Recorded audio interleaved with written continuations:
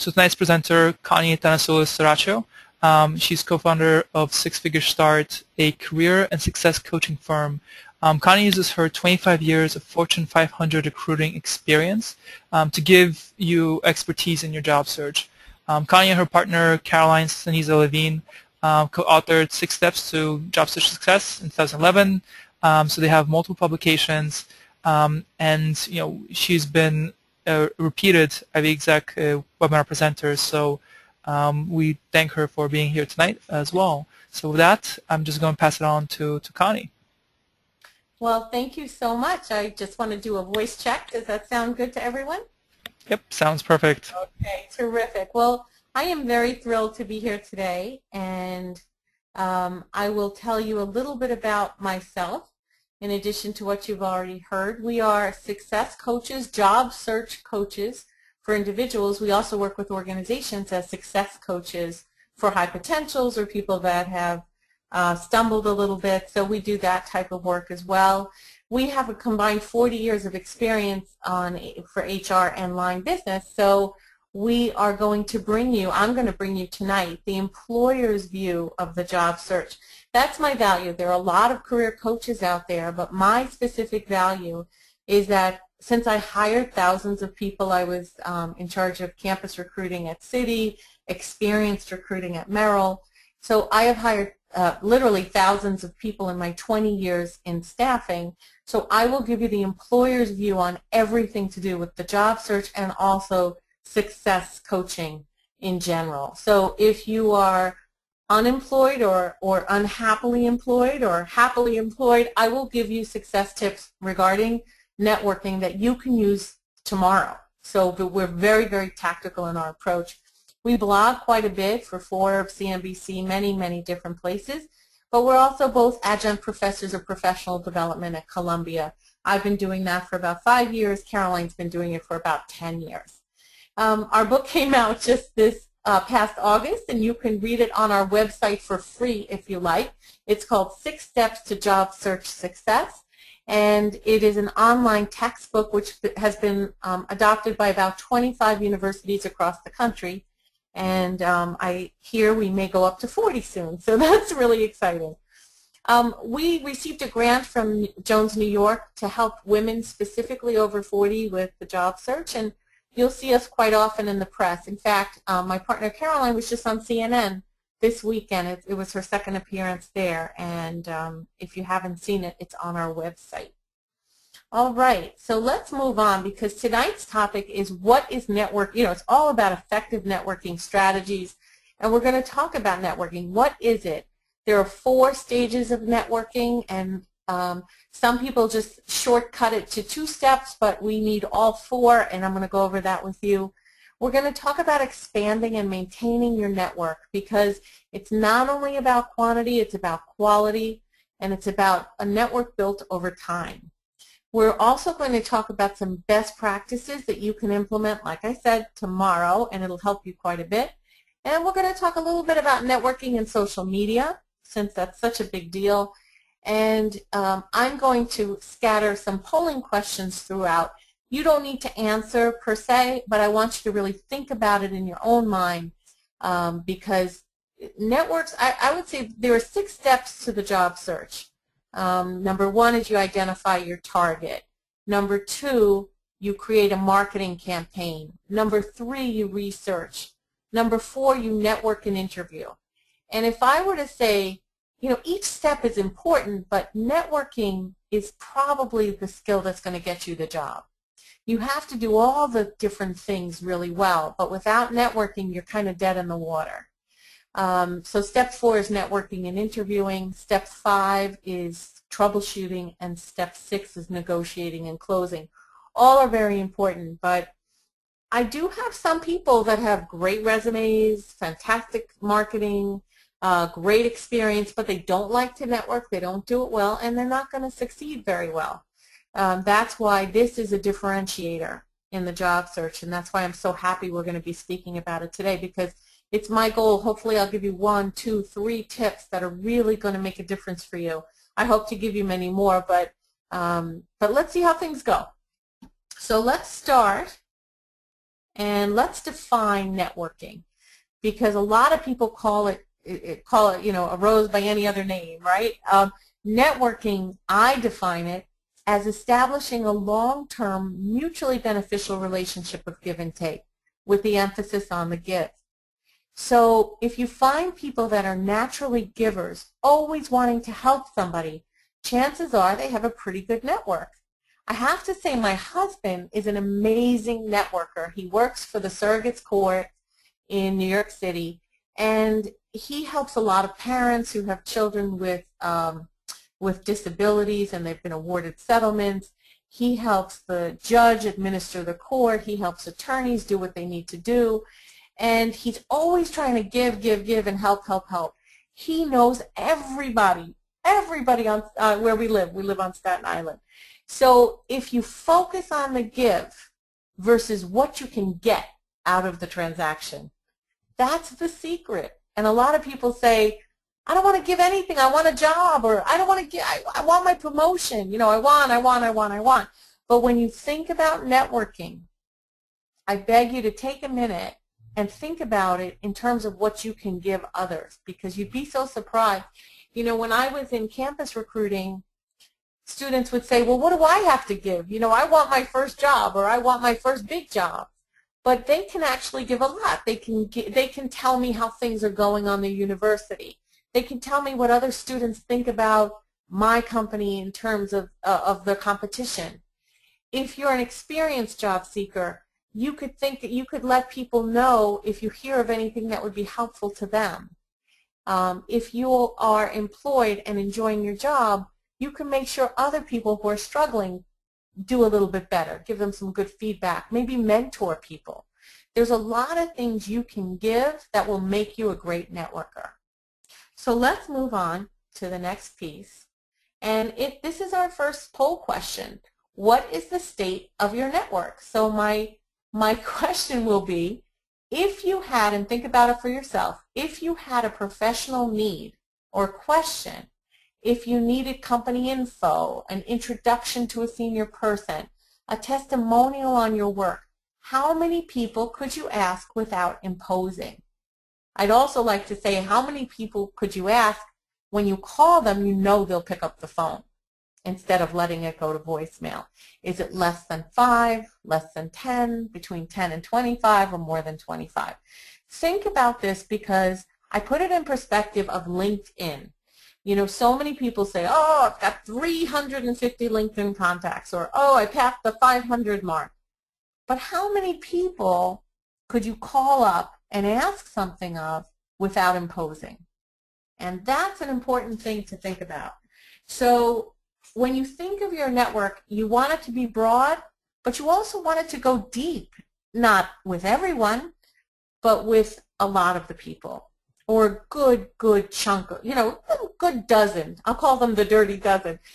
People that you really miss talking to, you want to stay in touch, and that's important to think about. So an exercise for you might be, go back to your LinkedIn and identify how many people would give you a testimonial. And you'll see that it's good to go broad, but you must go deep in a network. Okay. So let's go on to those 4 stages of networking that I talked to you about before. Some people circumvent and they go to just 2, but there's truly 4 stages of networking. The first stage is research. Whenever you're meeting with someone, if you've got a cross-functional task force and you're meeting with someone for the first time, or you're meeting with the 5 people, research them in advance. Certainly if you're interviewing people, you want to research them in advance. Know everything you can about them. There are certain things that you can do that are quite easy. If you're meeting someone at a company, you could Google the company, go to the company website. You can go to someone's LinkedIn profile as well.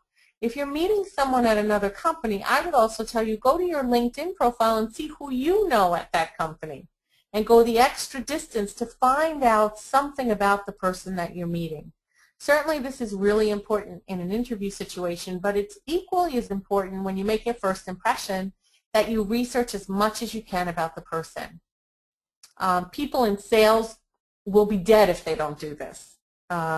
I remember a financial advisor who I met with, and I wanted to introduce him to I worked at Merrill, so he was at Merrill Lynch, and then I wanted my husband to meet him because I wanted him to do our finances. And he met my husband and says, oh, I see that you work for Judge Fusco at the time and at the surrogate's court. And my husband was so impressed by that. So a very, very good first impression. Research whatever you can about the person. The second thing you want to do is plan your approach. Are you going to call them? Are you going to email them? Are you going to meet them in a social situation and go over in person? Think about the approach. Now, if you go into a networking event and there are great people there that you can meet, you want to go over to people and ask them questions that will elicit a fantastic interaction. And we're going to talk about these in just a little bit. The third thing is follow-up. You know, it's not only about how anyone can meet new people, it's about following up. That's the tricky part. How do you follow up with people? It's very important to do so in a proper way. And then the fourth stage is the request. Only when you meet someone, you research them, you approach them, then you follow up, then you approach them again and follow up. It's almost like a step, you know, 1, 2, 3, 1, 2, 3, 1, 2, 3, before you even ever go to the fourth thing, which is the request. You can't ask someone for something the minute you meet them. It could burn the relationship, and so you want to build that relationship. Again, that dance step, 1, 2, 3, 1, 2, 3, and then you can go there and, you know, of course, with caution. But these are the 4 stages of networking, and now we're going to get specific. So remember, networking is a mutually beneficial, long-term relationship of give and take. It's built over time. The request comes last. Okay. So remember, we're going to go to the art of the approach. You know, how do you meet somebody at an event, at a networking reception, that type of thing? So here are 6 questions you can ask them, which will start a conversation going. And these 6 questions all have a number of things in common. Number 1, they're all open-ended questions. So that means that they can't just answer a yes or a no. How did you get your start in this business? I challenge any one of you on the phone today or on this webinar today to meet the first person you meet tomorrow, even if you know them, and say, listen, I understand you're in marketing. How did you get your start in marketing? And wait and see how long that person will talk. And that's what you want at a networking or event. You don't want to be doing the talking. You want the other person to do the talking. Why? Because then you can follow up with them. Why? Because then they become part of your network. So how did you get your start? What do you enjoy most about what you do? Why are you different from others? What are the most recent trends that you've experienced? You know, I'm interested in marketing too. I mean, I've had a peripheral experience with marketing, but what advice would you give me if I wanted to move from sales to marketing? You see how you could just bring that right in? What are the critical skills necessary to succeed here? So the art of the approach is just that. It's an art. It's an art form, and you have to, these 6 questions will take you to great places, and you will meet really good people that are going to be interested in you because you're interested in them. Remember, it's a mutually beneficial relationship, and the more they talk, the easier it is for you to what? Follow up. So the more they tell you about themselves, the easier it is for you to follow up. And I have actually, after I've met some people that I've wanted to meet, I will actually write something on the back of the card before I get home so I don't forget. Because, you know, you do have a tendency to forget, and you don't want to do that. And we all have these piles of business cards in a drawer somewhere that mean nothing anymore because we didn't follow up and we, you know, didn't remember who they were. So this is a really important part of networking. So let's talk about follow-up, because a lot of people, again, it's not just about meeting that one person. How do you follow up once you've met them? And here, if you hear some light snoring in the background, by the way, it's my dog. So I apologize. But anyway, there's 7 ways to follow up. Number 1, of course, you send a thank you note. So that's the case if you interviewed, that's the case if somebody did something for you, but even if you met them at a networking event, I think it's fine to say, hey, thanks for giving me some of your time last night. Thank you is an amazing opener. It's polite, it's nice, it's just a fantastic way to introduce yourself a second time after you meet somebody. It's the little things. I will tell you, I worked at Citibank for 15 years. It was my first company after I graduated with my undergraduate degree, and it was a very fast-paced place, and I loved it. My career grew there, and then after 15 years, I went into the pharmaceutical industry, and we had a big task force meeting, and somebody asked me a question, and I answered it, and they said, thank you. And I have to say, I was taken aback because I don't think anyone at Citibank ever said thank you for me answering a question. It was expected. We were moving fast. Let's get this work done. But pharmaceutical was a little different, and it was nice. And it was shocking to me at the time. But anyway, thank you is a powerful, powerful word. Sending an article of interest is wonderful. So if you met somebody at an event and you really listened to them, if they ran marathons, send them something about marathons. Hey, I saw this guy. He wants to run a marathon in every state in the U.S. I thought you'd get a kick out of that. Show that you were listening. Show that you were listening.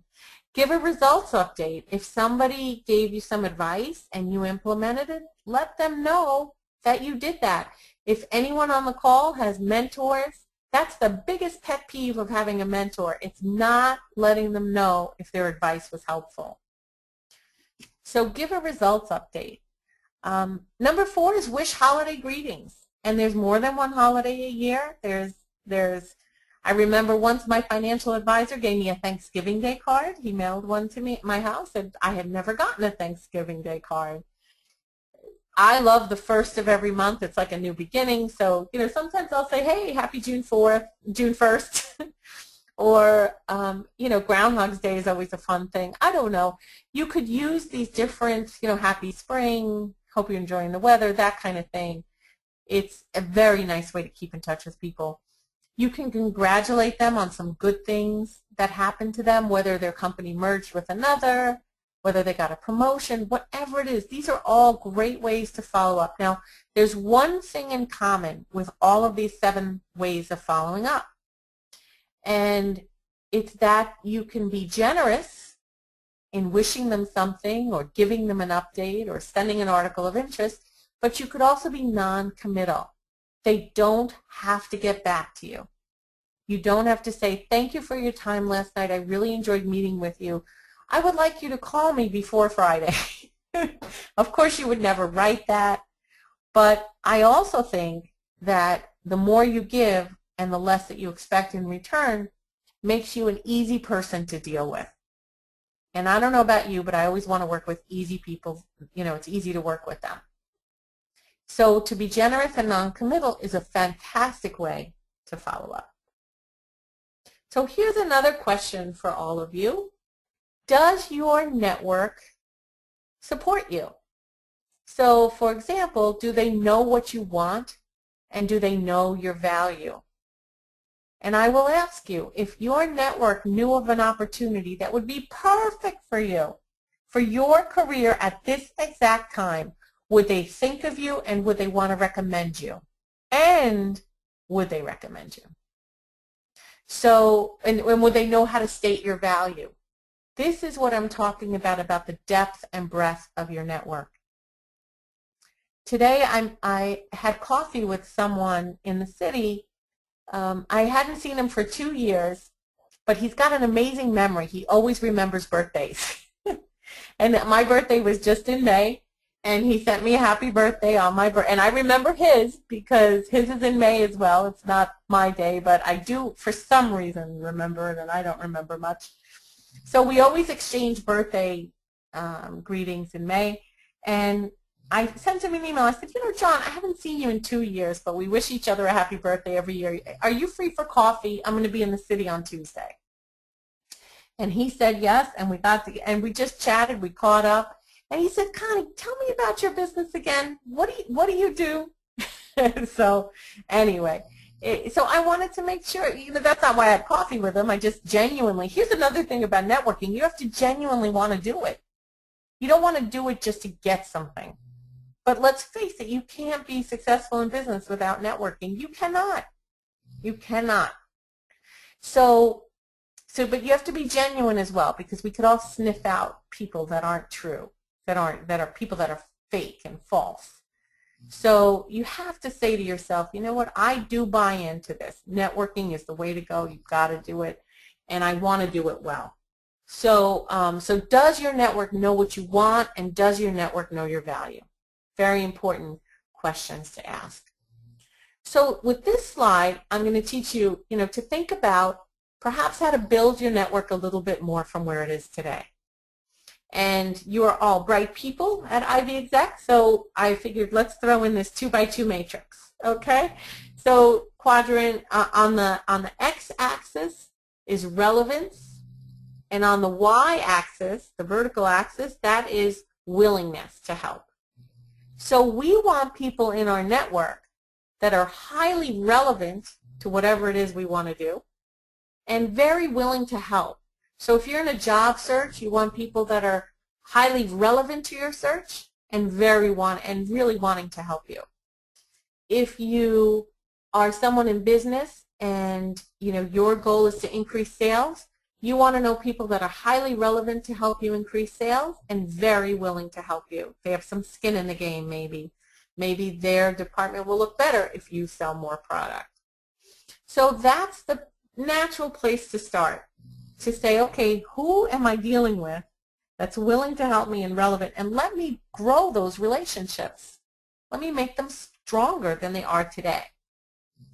And I would challenge you to put a list of 50 people from that box, from quadrant 2, of people you already know today that maybe you can strengthen that relationship.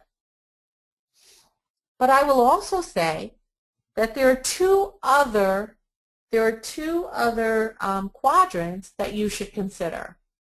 Quadrant 1 is people that are very willing to help but have a low relevance, and quadrant 4, low willingness to help, high relevance. So let's talk about that.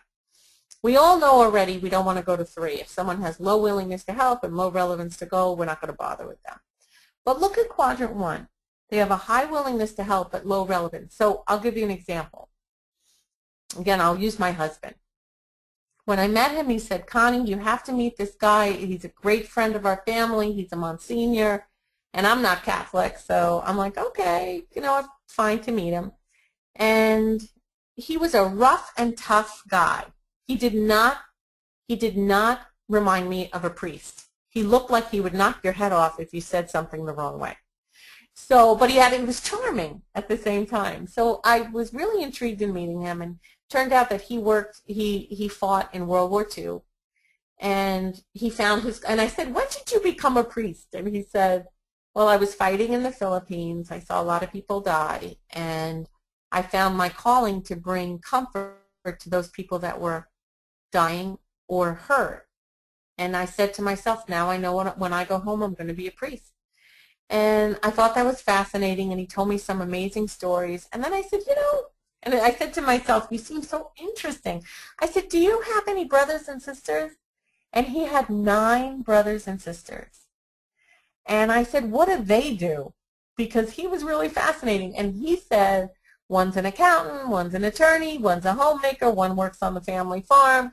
And then he got to one of his brothers who was the CEO of RKO Entertainment. And I don't know if any of you remember, but RKO Entertainment was a major movie house. It made major films. It was all the big stars were there. If I knew anyone who wanted to get into entertainment, Monsignor Servadidio would introduce me in a minute, because now we were friendly. So he was very willing to help, but he wasn't relevant to my goal. I didn't think so anyway, but you never know who people know. And then there are those people in quadrant 4 that are very relevant, but some of them don't want to help us. And unless you can work on them to bring them around, it may take too much trouble. It may not be worth it, but they are there. And if you want to work on them, you certainly are free to do so. But I think quadrants 1 and 2, you can build quite a network within quadrants 1 and 2. I mean, how often do we hear about your neighbor's sister being the administrative assistant of a senior person at a company or something like that? I mean, it's always a surprise, and you never know. I'll tell you another very quick story. I had a temp when I was at Merrill Lynch. I had a temp working for me to cover my admin. She was going for some surgery. The temp was fantastic, but 2 months later she had to leave. My admin was coming back. And I said, you know, Marge, if you ever need a good referral, I'd be happy to help you. And she said, thanks, I really appreciate it. And 2 weeks later, I get a call from the head of our global markets business. I see his name on my phone. And I said, why is this man calling me? I pick it up, it's Marge. She said, Connie, he hired me. I'm his assistant. I'm his, his administrative assistant. She said, if you want anyone to meet with him, you just let me know and I'll arrange it. She said, I think I look like his mother or something like that. It was really funny, but you just never know. Now, I didn't think Marjorie could help me. I was trying to help her. But it turned out she plopped into quadrant 1, and I was able to build my network even more. To have someone at that senior level was nice. Okay, another question for you to think about. Do you proactively expand your network? When was the last time you made a meaningful new connection? Was it this week, within the last month? Has it been 3 months, or you can't remember? And remember, I mean, you have to cultivate those already in your network, but if you're not bringing in new blood, it can go stale. It can go stale.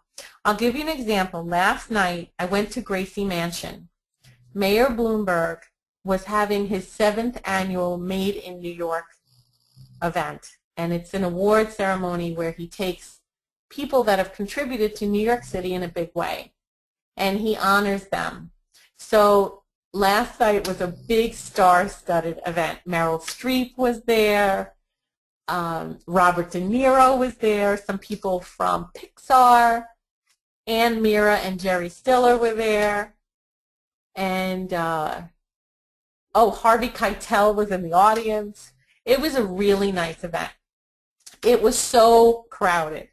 And behind me was a woman who had a very distinctive voice. She sounded like it sounded like a radio personality. So I turned around and I looked at her and I said, you have a great voice. She said, oh my God, I can't believe you said that.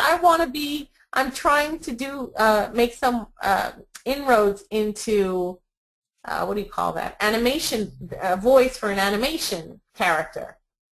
And I said, I think that's great. You have a great voice. I said, I don't know why they use famous people for that. It's so unfair. Spread the wealth a little. Does Tom Hanks really have to be Woody? And, so anyway, we just went on and on. We were talking. It was nice to make that connection. I sent her an email today. I said, it was really nice meeting you.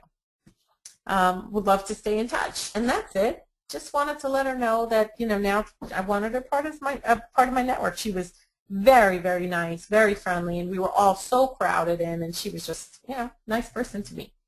Anyway, when is the last time you made a meaningful new connection? Another question, do you proactively expand relationships? So when is the last time you reconnected with a former colleague or classmate that is outside of your regular circle of friends? Think about that. Last week, last month, within 3 months, can't remember. This Saturday, I'm going to give you another example. This Saturday is the 50th birthday party for my high school graduation group. So I graduated high school in 1980, and we all turned 50 this year. See, there you have my age now.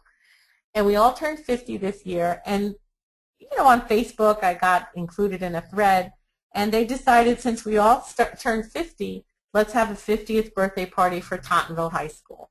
And they're all getting together on Saturday.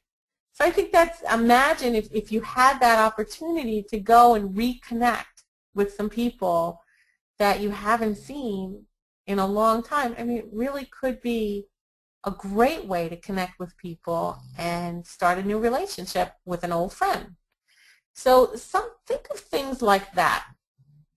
it could be so rewarding. Not that you want something from them, it just enhances your life. It just enhances your life and helps with business for sure. Okay, the next thing is to build, what I want to do is talk about building networking strategies throughout the year. And here are 4 ways to do just that. If you do what you say you will do, you will have an amazing reputation and everyone will want to network with you. If you go beyond what is expected, people want to know you. If you position yourself as a go-to person, it's a great place to be. And choose a system that works for you. Maybe you want, if you met someone, you can use technology to help you. Keep in touch with them. You can, remember those follow-up strategies I gave you? There were like 7 of them. If you space that out every 7 weeks to remind you to follow up with someone, you know, you're not going to forget. Let's face it, when we're busy, what do we do? What do we put aside? Networking, follow-up, brainstorming, things like that. So if you put on your Outlook calendar for 30 minutes every first Friday of the month, you could say, who did I meet last week and how could I follow up with them? It's a great way to build your network. My partner, Caroline, is one of the best networkers I know. And I'm working with one of her past colleagues from Time Inc. who needs some, you know, she's not looking for a job, she just wants an updated resume. And I'm working to help her with that. And I said, you know, I've known Caroline for almost 25 years. She was my intern when I was at Citigroup. She said, you're kidding me. She said, she's the best networker I know. We always stay in touch. So, you know, do what you say you're going to do. Go beyond what's expected, but put aside some time for networking. We're all going to be way too busy to do it on a regular basis. Let's face it. Let's talk about day-to-day networking strategies. Use your lunch hour. Don't go to lunch with the same person every single day, even though it's the comfortable thing to do. So use your lunch hour for interdepartmental meetings, inside, outside your industry, all levels. Expand your horizons there. You can integrate your networking with interests like sports, volunteer efforts. You know, fantastic people volunteer. Everybody's busy, but somehow they make time to do volunteer work, and they're usually really great people. And create passive networking opportunities. You know, if you're shy, and Psychology Today says that 70% of us are shy, put a candy jar on your desk and see how many friends you have at around 3:30, 4 o'clock. Everybody wants some candy. I remember I was from an HR background, and in campus recruiting, you know, mostly women, and this one guy was hired into our group, and he wanted to make friends fast. Well, he brought in, when he moved in and took over his office, he brought in this huge treasure chest, and I'm like, what is that for? And then he got one of those Costco bags of candy and piled it all in, and everyone went over to his office around 3:30, 4 o'clock, 4:30, and it's a fantastic way to make friends. And another thing, if it's tough for you to be an extrovert, buddy up with an extrovert and watch their smoke, because extroverts want to meet as many people as they can, and they're very, very inviting, and it's a really nice thing to do. So, you know, I had a very wise person once. She's in her 80s now, but she built the YMCA on the South Shore of where I live. She was responsible for building several new buildings at a local college. She was really involved in the community, always with volunteer work, but she knew everybody. And I said, you know, Norma, how do you know so many people? How did you become the networker you are today? And she said, you know, I used to watch people. I used to watch how they moved around a room. And what I'll challenge you all to do today is watch somebody who's a fantastic networker move about and imitate them. And if people don't get back to you, have thick skin. You know, Norma said, Connie, I didn't take it personally when people didn't get back to me. I just kept meeting new people. And she's a really, really tough person, but she gets the job done. She's an amazing, amazing person and one of the best networkers I know. I will say these are strategies for different events that you can use. Be ready to introduce yourself. I will say that I think you should all have a 15-second pitch. How do you introduce yourself in a very positive way? I'll introduce myself as a career coach. I say, hi, my name is Connie. I'm a career coach. I was on Wall Street for 25 years, mostly in staffing functions. And now I help people with the job search, or I help them to be more successful in their current jobs because I used to hire so many people. That's a way I introduce myself. But sometimes, I do a lot of corporate training, and I'll introduce myself as, hi, my name is Connie. I've worked at Fortune 500 companies for 25 years. I've hired hundreds, if not over thousands of trainers. And I took the best of what I saw, and now I teach success strategies to high potentials at various companies around the country. So your pitch should also be elastic. It should be stretchable to depending on what your audience is. When you go to events, introduce your friends and colleagues. Support one another. Especially, sometimes for some of us who are shy, it's easier to promote other people instead of ourselves, and that's fantastic. That's a great thing to do. Stand openly in a very inviting, stance. If someone's outside of a circle, bring them in. That's fantastic. Focus on those open-ended questions that I told you about earlier. And remember the logistics. If there's food, take small bites. Remember that commercial, take human bites. I don't know where that came from. But if there's food, you always want to be ready to talk. And keep one hand free for handshakes. And you know what? If you're really shy, set a goal to say, I'm going to meet 5 new people today.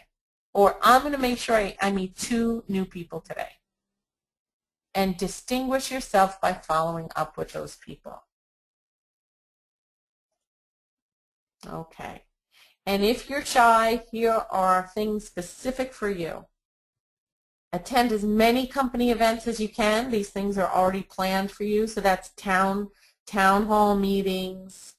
Even if there's social event, networking groups, maybe there's a softball team or golf outing, whatever it is. Attend whatever events you can. Observe how other people do it, like the tip that came from Norma. They don't name babies Norma anymore, right? It's an older name. But anyway, focus on listening and let your partner do all the talking. This will allow you to follow up with them. Use social media. Get on the LinkedIn groups. Start your own discussion. I work with a lot of people in the job search, and they say, what can I expect to make in this field? Or what do you think the latest thing is over here? And I was like, go to your LinkedIn profile and, start a discussion in a group. I'm a tennis fan, so I belong to a group on LinkedIn for tennis, and there's always some fun chatter about the various opens, Wimbledon, the U.S. Open, and all that. And then don't forget that passive opportunity with the candy jar. That's another way for you to get to know people, even if you're shy. So let's talk about avoiding some rookie networking mistakes. And here are 5 of them. And you can guess them, I think.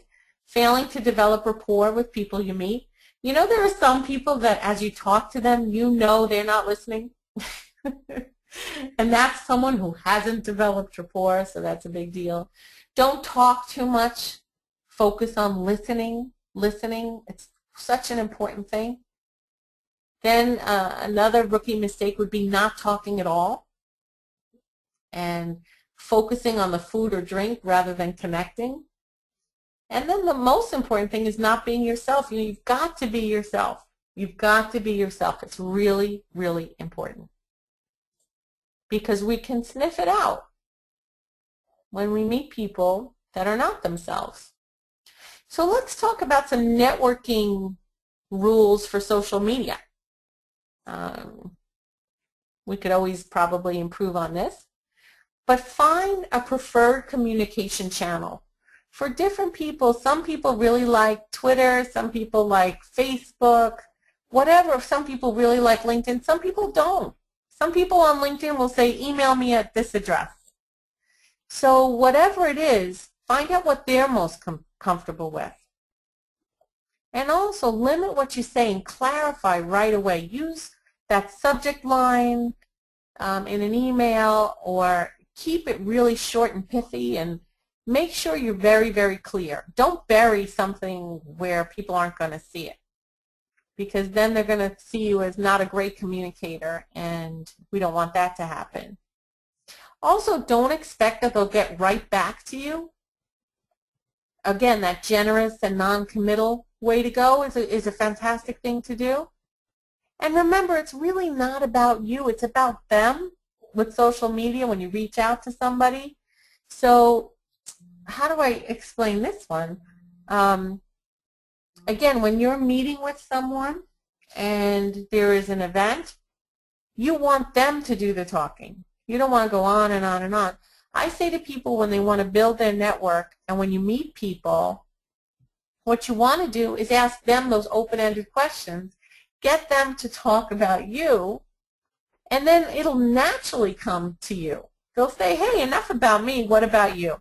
And if they don't do it, if all they want to do is talk about themselves, well, then I would say move on to somebody else. So the rules for social media networking, these could be 4 that can help you. All right, so let's go on to a summary checklist. These are 4 things I'd like you to all ask yourself. Number 1, does your network have people willing and able to support you? Do I ask for help? Can I generate support? If you can get people that are willing and able to support you, you have a good network. I once did a webinar on how strong is your network? How do you gauge the strength of your network? Where are the holes and how do you fill the holes? Am I proactively growing your network?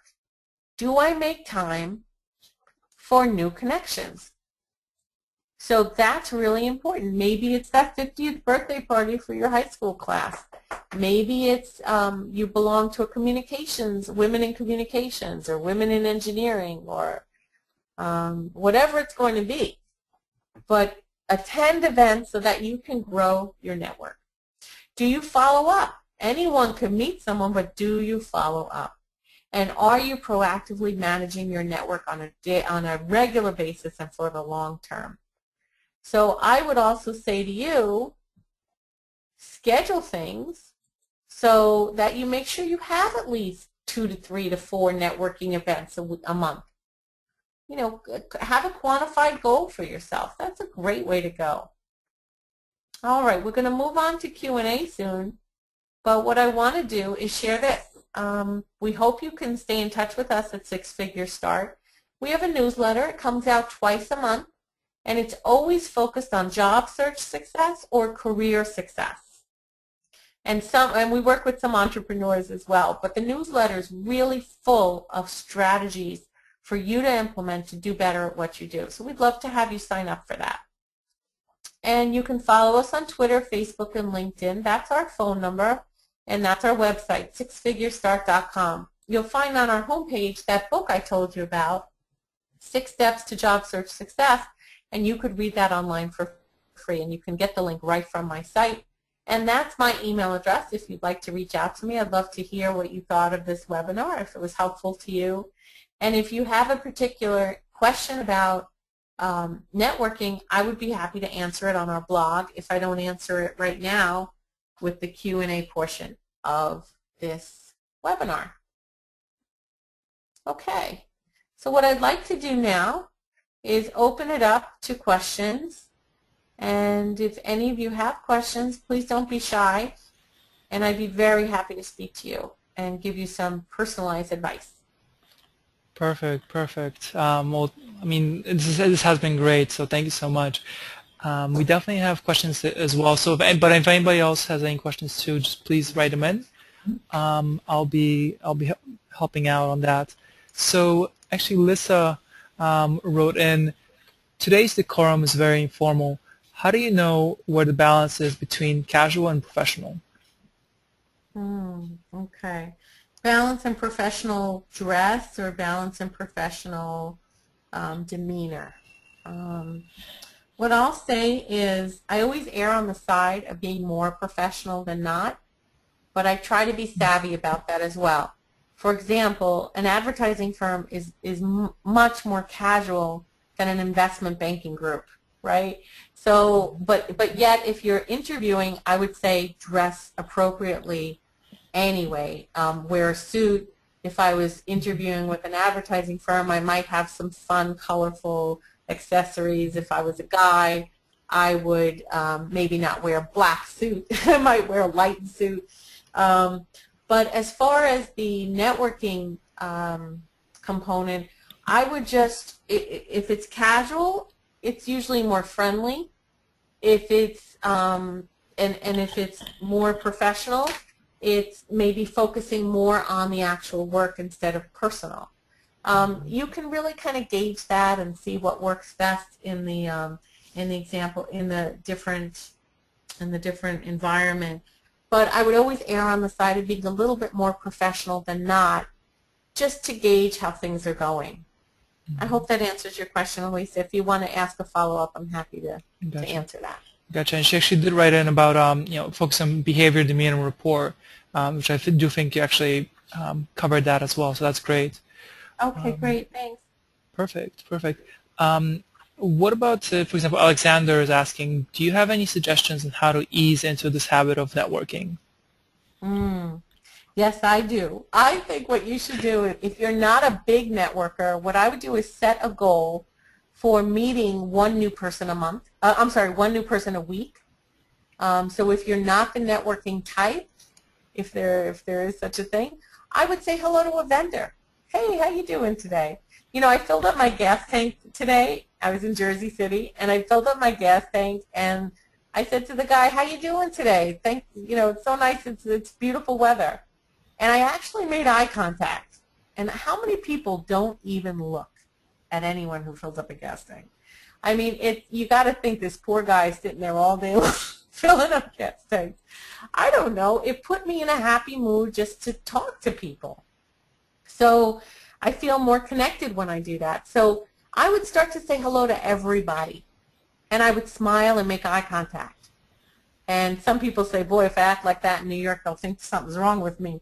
But that's not the case. People in New York are so friendly. So I would start with vendors, a little small talk. I would make a list of 50. I would make a list of 50 networking contacts that I haven't spoken to in a while. And I would reconnect. The best time to reconnect with someone is when you don't need anything. That's the best time to reconnect. When you need something, you're like, oh, God, how am I going to help? You know, they're going to know I want something, and then I'm going to have to call them, and then call them 3 times, and then ask. You know, so build that, and that's why I'm saying use technology. Once, and Alexander, once a week on your Outlook, put 20 minutes where you could talk about networking. You could think about networking and how to build your network more than it is today. I hope that's helpful to you. Perfect, perfect. That's great. Thank you. And Alexander says thanks as well. So what about Philip actually asked how best to catch up with a contact you have not seen or spoken to in 7 years or a long time? You know, Philip, it's going to be really easy. I say if you have a way to connect with them, email or call, I think it's just fun to say, I was thinking about you today. Something popped into my head that reminded me of you, and I cannot believe we haven't spoken in so long. I hope you're doing well. I would love to catch up when you have 5 minutes. You know, that's a really nice way of bridging the divide. And you know, who doesn't like getting an email like that? I mean, who wouldn't want to say, wow, that's fun? And, you know, think about people that maybe you didn't leave on a good note. And, you know, isn't life too short to be like that? I would go back to some people, and I remember I always felt so guilty. I didn't go to the wedding of my cousin. She lived 2 or 3 hours away, and I felt so bad I didn't do that. And then time went on and we just didn't connect. And I sent her a little note. I said, Dina, it has been so long, and I truth be told, I always felt a little bad. I didn't go to your wedding, and I hope all is well with you, and I hope we can connect again. I really miss talking to you. And since then, it's been fantastic. She's coming up to visit. She has twin girls, and she's coming up to visit in a couple of weeks. And I felt like that relationship was heavy on my mind, and I didn't want it to stay the way it was. So you can use networking to just enhance your life and ease away from those relationships that maybe aren't where they should be. So I know that's beyond the scope of this webinar, but it's great for you to get into the practice of having these positive touch points. I spoke to someone, a cousin of mine today. I said, Andrea, I cannot believe we haven't spoken in like 3 or 4 weeks. What is going on with you? And she works at J.P. Morgan Chase with all that's happened there, and she's in risk, believe it or not. So I can't wait to catch up with her. We're going to talk later today. Perfect. Perfect. That's great. Also, Dominic asks, do you have criteria for accepting a LinkedIn invitation from someone that you do not know? I accept anybody. I just think it's if they want to connect with me, I'll connect with them. Some people only want to connect with people they truly know. So you have to go with what your what you're comfortable with. I think that as long as you can use your network sometime in the future for an introduction, perhaps, or to say, oh, I know someone at that company, that's a great way to go. So I don't think it's no skin off my nose if I accept from someone who I don't know. So that's just my philosophy about it. Perfect. Perfect. Yeah, I actually have an interesting question from Tiffany. Do women network differently than men?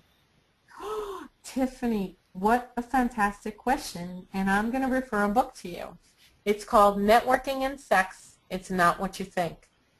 And it talks about how men network and how women network and how different it is. And, today I gave an interview workshop. I was at NYU, and it was about 125 women. And I said to them, I will tell you, I believe women interview differently than men. And I think they network differently, and I think they negotiate differently. And they were like, how? Okay, so let me just focus on networking. There are those stages of networking that I talked about, the approach, you do your research, the approach, the follow-up, okay, fine. But then there's another formula that says visibility plus credibility equals success. So what does that mean? If you're visible, so if you go to your company's town hall meetings, or if you're visible at different networking events, then you meet people, right? You establish credibility. So visibility plus credibility equals success. They say, oh, I remember Connie. She was at the last networking event. She's a career coach. I think I had someone call her. She was really helpful to them. She's got a great newsletter, blah, blah, blah. Okay? So I'm visible, and I build on my credibility, and then hopefully I'm successful, right? Women tend to stay on that credibility stage before moving on to success or more business or more sales or more clients. So men kind of go from visibility right to, hey, let's do business. So it's different. Women kind of want to know the person. They want to make sure they're good. They're a good person. They want to make sure that they have integrity. Well, that could take a long time. And men just kind of skip over that. So that book, Networking and Sex, It's Not What You Think, is what I would recommend to you. They did over 1,000 surveys globally to find out how men and women network and what the differences are. And that's just one of the things they pulled out of that book. But it was written by Dr. Ivan Misner. Dr. Misner is the CEO and founder of BNI. You would know what BNI is if you're an entrepreneur, because entrepreneurs get together and build their business with BNI. And they had last year, there were this group gets together and refers business to one another, and BNI last year had over $3 billion worth of business passed within its own membership group. So, so visibility plus credibility equals success. So you might want to think about that. I hope that's helpful, Tiffany. Perfect. Perfect. That's a great answer. We actually have a question. It's, Very I'll check out the book myself. Uh, but good. we have a person that actually asked, someone who started networking recently, but all the people he contacted actually, want to make phone calls rather than meet in person. Is meeting in person better, or do you have any tips for phone networking? Sure. I think that it depends on what the networking is for. If you just want to connect, it's been a long time, someone's in Philadelphia, you're in New York, it's fine to do phone and email, and then it's just fantastic to get together face to face. I think if it's face to face, it's better because you spend usually a little bit more time, you get to know them, you develop rapport, but it depends on what the relationship is. I think that you could certainly do both very well, but if it's going to be phone, maybe it could be Skype. That always adds a new dimension. And with Skype, remember to look at the microphone, at the webcam, because then it looks like you're looking right at that person. I do some interview coaching as well, and I tell people, sometimes you have to interview via Skype. You got to look at that webcam because then it looks like you're looking right at them. Even though you want to look at the person's face. So I think that you should try all different types. And if some people are just gravitating towards not getting together, then go to those different events so that you meet people live and you have a balance. Perfect, perfect. We still have a few questions, but we're probably gonna maybe ask this last one because we definitely want to be respectful of everybody's time. Okay. So we have a question. So when coming from Lisa again, when I'm talking with new people, they know I'm looking for work or want to know them with a professional motive. How do you get past that to form a genuine relationship? That's the question.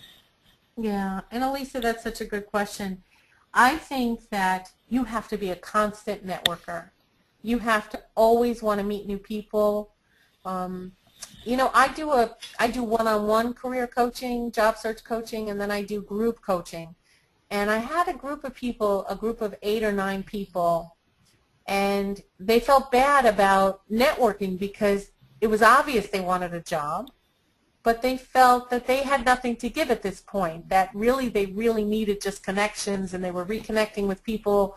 Let's face it, they were out of work, and they needed to reconnect to be more successful, and they felt guilty about it. They're like, well, he's opening his calendar up to me and helping me so much, and I really can't help him much. And this is what I'll say to you. At different parts of your life, there are going to be some people that could offer you more than what you're going to offer them.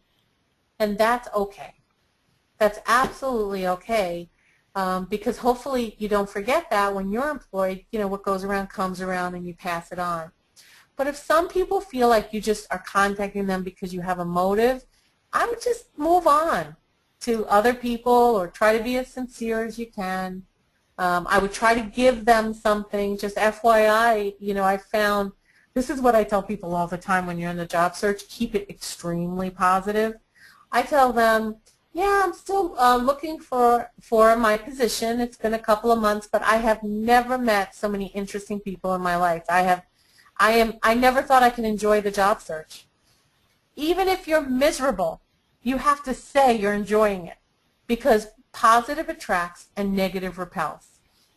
And you cannot be negative. So even if people are rude to you, you've got to move on. You've got to move on, and you've got to wish them well, and life is too short, and you've got good people that you need to meet. So I hope that's really helpful to you. I know it's 7:30 and we do have to stop. But if anyone has further questions and I haven't gotten to you yet, my email is here, Connie@sixfigurestart.com. And if you send me an email about your question, I'll blog about it. I have a Blog Talk radio show, so I can answer it. That's all on my website. You can see that, and perhaps I can answer it on that. But I will make sure that I get your question. And it's been a pleasure to host this. I hope I was helpful to some of you, or most of you, or all of you. That would be fantastic. But please keep in touch and take a look at my newsletter. I'd love to have you part of our community. And again, we share specific strategies for job search and job success. So I thank you so much for joining me today, and I wish you all success in the future.